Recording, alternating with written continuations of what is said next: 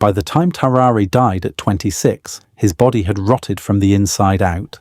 His insides had decomposed while he was still alive and breathing. It is said that when the doctors cut him open to find out what was wrong, the smell was so unbearable that they had to flee the room.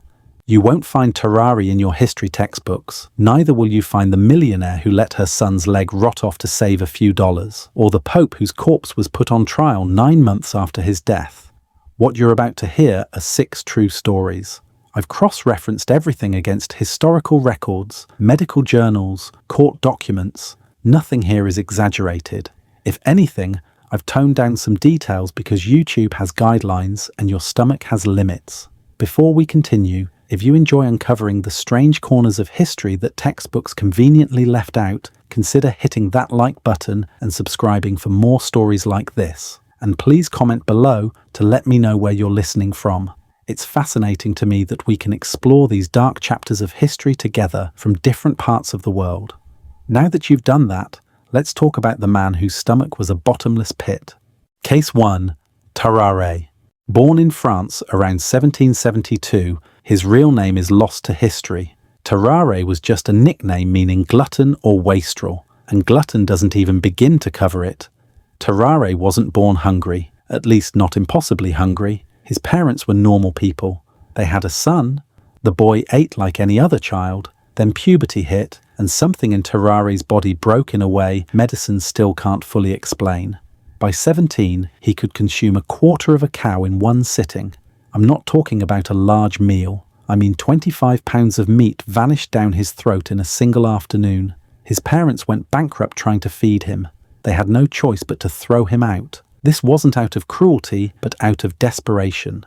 Tarrare joined a travelling show. He became the main attraction. The crowds loved him. He would swallow live animals, eat an entire basket of apples in minutes, consume rocks and corks, and anything else thrown at him. The crowd would gasp as snakes disappeared down his throat. But this wasn't a trick. Tarrare was genuinely, perpetually starving. No matter how much he ate, his body screamed for more. When the French Revolution erupted into war, Tarrare enlisted. The army gave him quadruple rations, but it still wasn't enough. The military didn't know what to do with him. His fellow soldiers watched him eat from garbage heaps, fighting with dogs over scraps. One report mentions him at a field hospital, drinking blood that had been collected for medical purposes. He would consume the contents of hospital waste buckets, things I won't describe here. Then the French generals had an idea. If Tarrare could swallow anything, he could swallow military secrets. They used Tarrare as a courier. They put documents in a small wooden box. Tarrare swallowed it, walked through enemy lines, and delivered the message when nature took its course. It worked once. The Prussians caught him the second time and imprisoned him until the box emerged 2 days later. The message inside got Tarrare imprisoned for weeks. After the war, desperate and deteriorating, Tarrare checked himself into Hôtel Dieu Hospital in Paris. He begged the head surgeon, Pierre-François Percy, to cure him, to make the hunger stop. Percy tried everything available in 1798. Medications, tobacco pills, wine vinegar, special diets, even opium. Nothing worked. The hospital couldn't keep up. Tarrare broke into the morgue repeatedly to eat corpses. He was caught drinking the blood of patients being treated for various ailments. Then a 14-month-old baby disappeared from the hospital ward and was never found. Everyone suspected Tarrare, but they couldn't prove he took the child. The staff chased him out anyway. 4 years later, he showed up dying at a different hospital in Versailles. He was dying of tuberculosis. But that's not what makes his death notable. His body had begun to decay while he was still alive. His body was rotting from the inside. The smell emanating from him was described as unbearable, detectable from several rooms away. When he died, the doctors who had heard of his case rushed to perform an autopsy. What they found was unbelievable. His gullet was so wide you could see straight down into his stomach from his mouth. His stomach filled his entire abdominal cavity. His liver and gallbladder were abnormally large. Everything was covered in pus and ulcers. The stench was so horrific that they were forced to abandon the autopsy. Till date, Tarrare remains a medical mystery. The next person on our list had everything she could ever need, but chose to live like a destitute. Case 2. Hetty Green. Henrietta Howland Robinson was born in 1834 into one of the wealthiest families. We are talking New Bedford, Massachusetts money. The kind of wealth that bought entire fleets of ships. The kind of money you would live like royalty all the days of your life. But Henrietta became known as the most miserly woman in American history. Her grandfather went blind from age, so little Hetty read him the financial newspapers every morning starting at age 6. While other girls played with dolls and learned embroidery, she studied the stock market, learnt about compound interest, and became absolutely brilliant at it. By the time her father died in 1865, Hetty had inherited close to $5 million. That's about $95 million in today's currency. Her aunt died shortly after, leaving millions more to her. Hetty even tried to claim extra by challenging her aunt's will in court. She went as far as submitting a forged will to the court. She lost that case, but she'd already become one of the wealthiest women in the United States. Then she decided to live like she didn't have a dollar to her name. Hetty wore one black dress, the same dress, every single day for years. She wouldn't pay to have it cleaned. When parts of it got too filthy, she'd wash only those parts to save on soap. The dress eventually turned green from age and grime. She still wore it anyway. She lived in cold water flats in the poorest neighborhoods of New York and New Jersey, moving constantly to avoid establishing legal residency in any one place so she wouldn't have to pay state and local taxes. Banks called her the Witch of Wall Street, partly for her ruthless business sense, partly because she'd show up to financial meetings looking like she'd crawled out of a gutter. She carried her stocks and bonds in the folds of her filthy dress, never fully trusting banks completely despite making her fortune from them. She married Edward Green, but only after forcing him to sign a prenuptial agreement ensuring he couldn't touch her money. Not a penny of her money would mix with his. They had 2 children together, a son, Ned, and a daughter, Sylvia. And this is where Hetty's frugality crosses into cruelty. When Ned was a boy, he injured his leg during a sledding accident. It was just an injury that could have been treated easily, but Hetty refused to pay for a doctor. Instead, she dressed him in rags and took him to charity clinics meant for the poor. When the clinic staff recognized her from newspaper coverage of her Wall Street dealings, she was furious at being exposed. She tried treating the leg herself with home remedies, anything that didn't cost money. The leg got worse and infected. Eventually, it had to be amputated. Her son spent the rest of his life with a prosthetic leg because his mother, worth tens of millions, wouldn't pay for basic medical care. Hetty ate cold oatmeal because heating it would have required fuel, and fuel cost money. She once spent half a day searching her carriage for a lost 2-cent stamp. Her staff noted she'd spend hours arguing over bills that were pennies off. Her daughter Sylvia wanted music lessons, but was denied because it was too expensive. Ned wanted a bicycle like the other neighborhood boys. She refused. Meanwhile, Hetty spent every day managing investments, turning millions into more millions she would never ever spend. When Hetty died in 1916 at age 81, she left behind an estate worth $100 million, which is approximately $2.5 billion today. She was one of the richest people in America. Her children inherited everything. Ned immediately began spending lavishly, as if making up for every denied request from childhood. He bought a yacht, a mansion, collections of rare items. He became famous for his extravagant parties. Sylvia married and lived comfortably but quietly, psychologically scarred by her mother's obsessive penny pinching. Hetty could have helped thousands, could have built hospitals or schools or funded medical research. Instead, she hoarded every cent while her own son lost a limb to her pathological thrift. But at least Hetty only hurt her immediate family. The same can't be said for our next subject, who had an appetite almost as destructive as Tarrare's. Before we continue, if you're finding these stories as interesting as I did while researching it, let me know by liking and subscribing if you haven't done so already. Now that you've done that, let's continue. Case 3. Charles Domery. Charles Domery was born somewhere in Poland around 1778. The exact location is lost, but what isn't lost are the detailed medical records kept by British prison physicians who couldn't believe what they were witnessing. Domery served in the Prussian army first, then defected to the French during the War of the First Coalition. His military records note something unusual. He required special provisions, not because he was an officer, but because the standard rations literally couldn't sustain him. Domery's fellow soldiers watched in amazement and horror as he consumed quantities of food that should have killed him. His fellow soldiers reported that during one year-long campaign, Domery personally consumed 174 cats. He wasn't starving because the army fed him. He just needed more, always more. They also reported him eating dozens of pounds of grass when nothing else was available. His digestive system apparently processed it without issue. In 1799, the British Royal Navy captured his ship. Domery became a prisoner of war, held on a prison ship. That's when the British doctor, Dr. Johnston, entered the picture.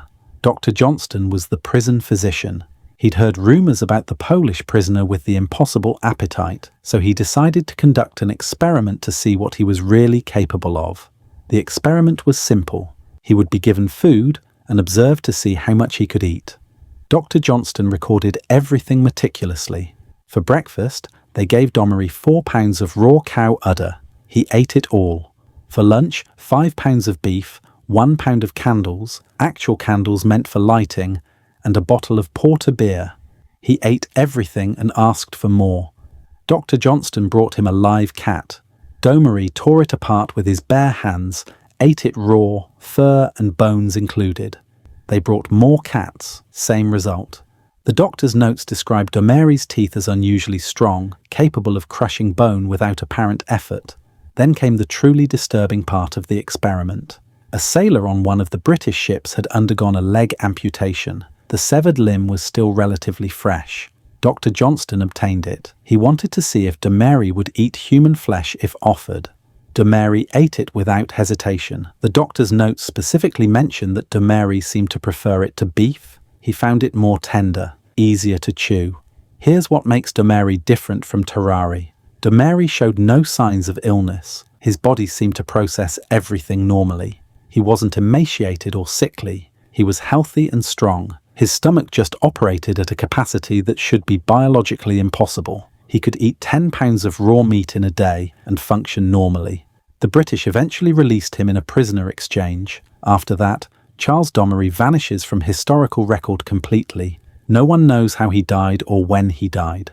We don't know if he lived to old age or died young. We don't know if his appetite ever diminished or if it consumed him the way it consumed Tarrare. All we have are Dr. Johnston's meticulous notes from 1799 describing a man whose digestive capacity exceeded medical understanding. The next person on our list couldn't let go of the dead. Case 4. Anatoly Moskvin.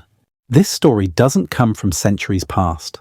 Anatoly Moskvin was arrested in 2011. Some of you watching this remember seeing it on the news. I'm going to describe what he did as carefully as possible, but it's genuinely difficult to discuss it without your skin crawling. Anatoly Moskvin was born in Nizhny Novgorod, Russia in 1966. By all accounts, he was brilliant. He spoke 13 languages fluently. He held advanced degrees in philology and Celtic studies. He was a well-respected journalist and historian who specialized in cemeteries and burial practices across different cultures. Between 2005 and 2011, Moskvin visited 752 cemeteries across Russia and documented them all. He photographed tombstones. He recorded inscriptions. He made detailed notes about burial customs and memorial traditions. People thought he was just an eccentric academic with an unusual speciality. But Moskvin was doing something else entirely. In November 2011, Russian police received reports of multiple grave desecrations. Someone had been digging up burial sites, specifically graves of young girls, ranging from 3 to 12 years old. When police traced evidence back to Moskvin and obtained a warrant to search his apartment, what they found made experienced investigators vomit. His apartment was filled with life-sized dolls, 26 of them. They were dressed in elaborate homemade costumes. Some had masks covering their faces. Some wore wigs. One was dressed as a large teddy bear. They were positioned throughout his small apartment. Some sitting in chairs, some propped against walls, some arranged as if they were playing. But they weren't dolls. Each one was the mummified corpse of a young girl he'd exhumed from her grave. Moskvin had spent 6 years digging up these bodies, bringing them to his home and preserving them through crude mummification techniques.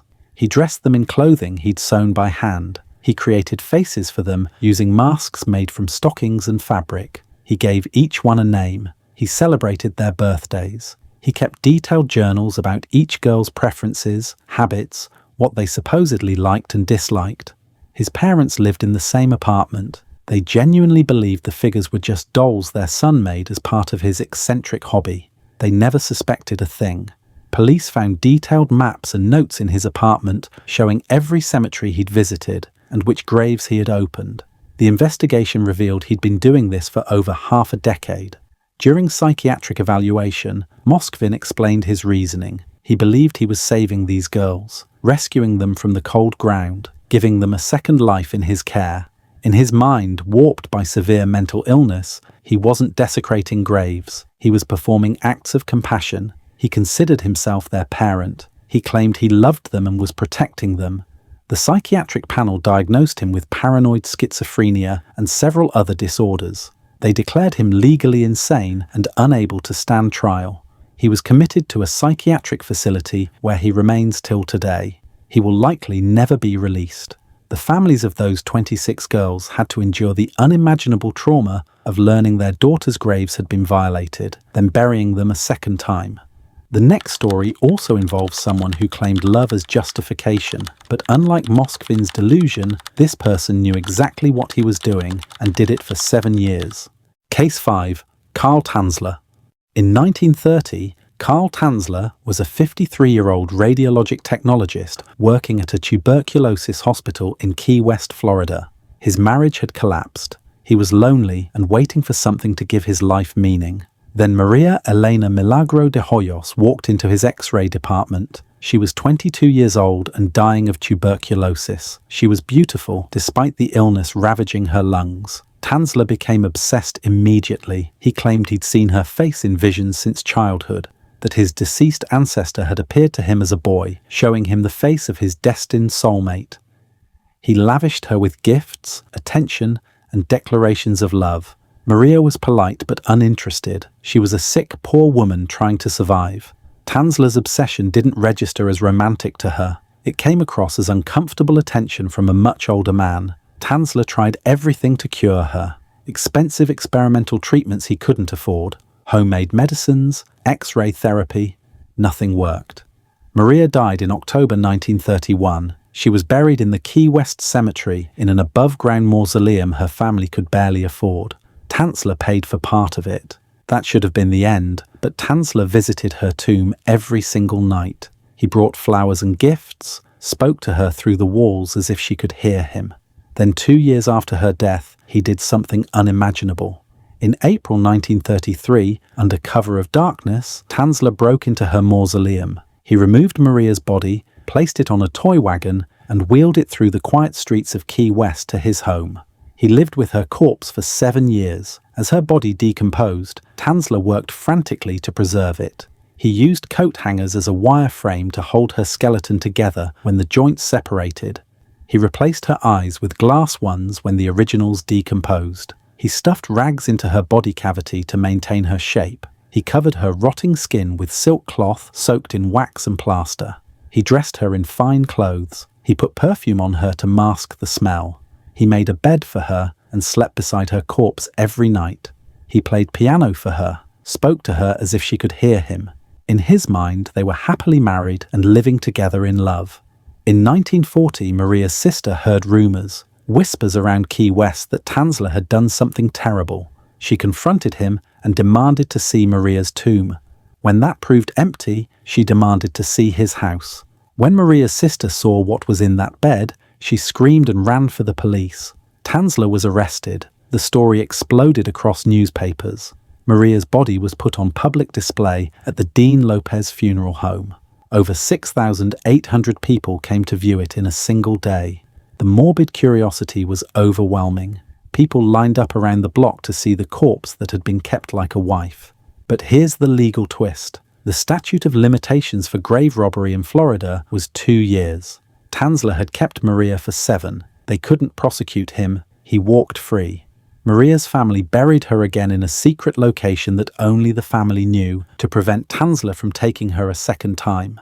Tanzler moved to Zephyr Hills, Florida. He lived alone until his death in 1952. When authorities entered his home after he died, they found a life-sized effigy of Maria. He'd built it himself and dressed it in clothing. Even without her actual body, he'd never stopped. Tanzler wrote a memoir defending everything he did. He called it the greatest love story ever told. He genuinely believed society had wronged him, that love justified everything, that his devotion was romantic rather than criminal. In his mind, he was the hero. Maria was his soulmate, and the 7 years he kept her corpse was proof of eternal love rather than psychological illness and criminal obsession. Our final story involves a corpse that was violated multiple times by different people for political reasons, and it happened over 1,000 years ago in the heart of the Catholic Church. Case 6. Pope Formosus. In January of 897 AD, something happened inside the Vatican that had never occurred before in Christian history. A trial was convened, charges were read, testimony was demanded. The accused sat silently on a throne, unable to defend himself, because he'd been dead for 9 months. The dead man was Pope Formosus, and he had died of natural causes, as far as anyone could tell, in April 896. He was buried with full papal honours in St. Peter's Basilica.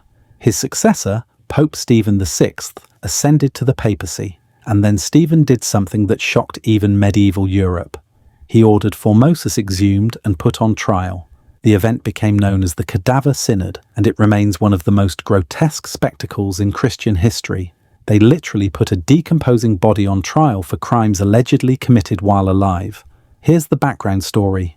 The papacy in the late 800s was a political nightmare. Different factions, different loyalties, different claims to power. Formosus had made enemies during his reign by crowning a rival king and by political maneuvering that angered powerful families. Stephen VI represented those enemies, and Stephen wanted revenge. So they dug up Formosus, dressed the 9-month-old corpse in full papal vestments, and propped it up on a throne in the council chamber. A deacon was appointed to stand beside the body and speak for it, answering charges on behalf of the dead pope. The charges were theological and political, that Formosus had violated church law by moving from one bishopric to another, ascending the papacy illegally, which was forbidden, that his entire reign was therefore illegitimate, that every decree he'd issued was invalid. Stephen VI stood before the rotting corpse and screamed accusations. He paced, he ranted. Witnesses described him as nearly hysterical with rage. The assembled bishops watched in horror and disgust as their pope conducted a one-sided shouting match with a decomposing corpse. Some accounts say Formosus's head kept falling forward during the proceedings, as if nodding in guilt. Others claim fingers fell off during testimony. The smell must have been unbearable. The verdict was predetermined. Formosus was found guilty. The punishment was severe. The 3 fingers of his right hand that he'd used for papal blessings were cut off. He was stripped of his vestments. All his papal decrees were annulled. Every ordination he'd performed was declared invalid, which meant every priest he'd ordained was no longer a priest. Then his body was dragged through the streets of Rome and thrown into the Tiber River. But the story doesn't end there. The people of Rome were horrified, not because they loved Formosus particularly, but because the Cadaver Synod violated something fundamental about human dignity and death. You don't desecrate corpses, even of your enemies. Not like that. Riots broke out. Stephen VI was arrested, imprisoned, and strangled to death in his cell later that year. Meanwhile, a monk fished Formosus's body out of the Tiber River. It was quietly reburied. The next pope reversed Stephen's ruling, declaring that Formosus had been legitimate. His body was exhumed once more and reburied with full honours in St. Peter's Basilica. But political winds in medieval Rome shifted constantly. A few years later, another pope declared Formosus illegitimate again. His body was dug up once more and thrown back into the Tiber River. Pope Formosus was buried, exhumed, tried, mutilated, thrown in a river, retrieved, reburied, exhumed again, and thrown in a river again. Even death couldn't free him from politics. The Cadaver Synod became a symbol of how far hatred and power could corrupt even the highest religious office. It was political theatre of cruelty performed on a corpse, a spectacle so grotesque that it became infamous even in an era accustomed to violence and religious conflict. Formosus never asked for any of it. He just had the misfortune of dying with powerful enemies who couldn't let him rest. 6 people, 6 lives that history wanted to forget. But they all lived, they all existed, and understanding them, even when it's uncomfortable, tells us something about the full range of human experience. Not all of it is pleasant, some of it is genuinely disturbing, but it's real. What do you think? Were these people victims of biology, circumstance, mental illness, or their own choices? Leave your thoughts below, and if this kind of forgotten history interests you, you will definitely love this video I made on some ancient deadly beliefs. I will put it right up here on the screen, so tap to watch it. Don't forget to like and subscribe to my channel, and tell me what other stories you would like me to make. I'll see you in the next episode of The Mystic Explainer.